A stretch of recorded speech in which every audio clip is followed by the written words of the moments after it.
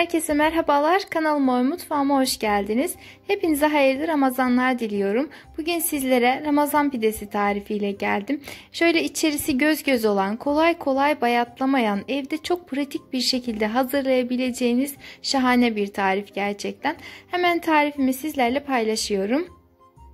Öncelikle pidemizin bayatlamasını önleyen bir ön maya hazırlayacağız. Bunun için genişçe bir kase alıp içerisine 1 su bardağı un, 1 tatlı kaşığı instant maya,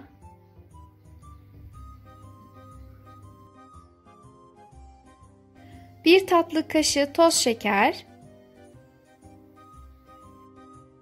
ve 1 su bardağı ılık su ilave edip karışımı pürüzsüz bir kıvam alıncaya kadar karıştıralım.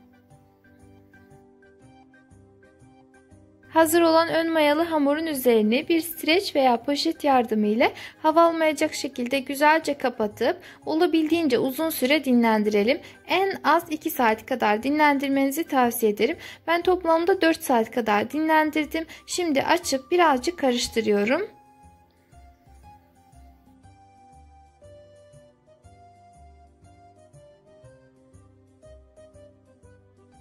İçerisine 2 su bardağı ılık su, 1 dolu tatlı kaşığı instant maya, toplamda 10 gram maya kullandım. Yarısını ön mayalı hamura ilave etmiştim. Diğer yarısını ise hamurumuza ilave ettim ve güzelce karıştırıyorum. Hamura azar azar un ilavesi yaparak tahta kaşık veya spatula yardımıyla güzelce karıştıralım.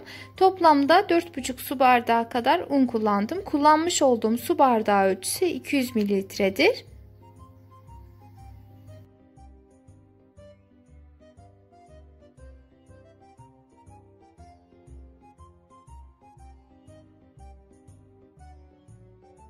Unun tamamını ilave ettikten sonra içerisine 1 tatlı kaşığı kadar da tuz ilave edip tekrardan güzelce karıştıralım. Ve hamurumuz artık hazır oldu. Birçoğunuz zaten biliyorsunuzdur ki en güzel ekmek de en güzel pide de su oranı yüksek olan hamurla yapılır. Şimdi hazır olan hamurumuzun üzerine bir streç veya poşet yardımıyla hava almayacak şekilde güzelce kapatıp 1 saat kadar mayalandıralım. Mayası gelmiş hamuru bir kaşıkla birazcık karıştırdıktan sonra üzerine 1-2 yemek kaşığı kadar zeytinyağı veya sıvı yağ gezdirelim. Hamurun yarısını yağlı fırın kağıdı serilmiş fırın tepsisine alarak elimizle olabildiğince ince bir şekilde yayalım.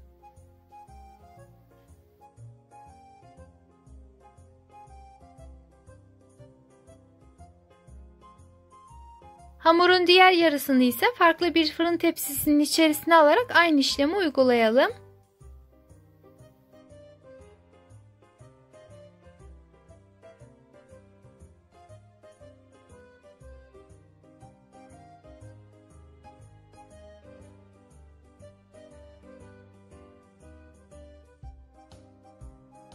Hazır olan pide hamurlarını bir kenara alıp geçelim pide soslarımızı hazırlamaya.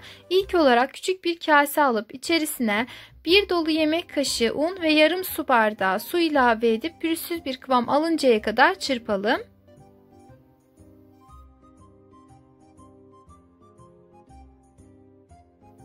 Hamura şekil vermek için yapmış olduğum sos artık hazır oldu. Onu bir kenara alıyorum ve farklı bir kasenin içerisine 1 adet yumurta kırıp güzelce çırpıyorum. Çırpılmış yumurtanın üzerine 1 dolu yemek kaşığı süt, 1 dolu yemek kaşığı yoğurt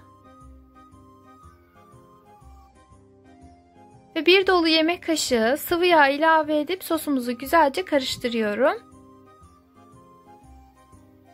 Pide hamurlarımızdan bir tanesini alıp ilk yapmış olduğum sosa parmak uçlarımı bandırarak hamura şekil veriyorum.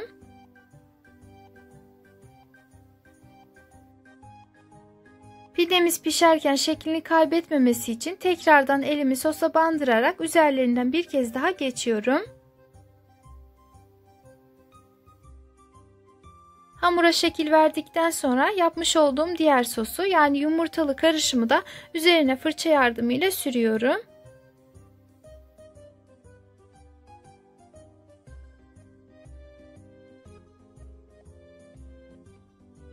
Son olarak kavurmuş olduğum susamı ve çörek otunu pidemizin üzerine gezdiriyorum. Susamı özellikle kavurarak kullanmanızı tavsiye ediyorum. Çünkü kavrulmuş susam Ramazan pidesinin olmazsa olmazıdır.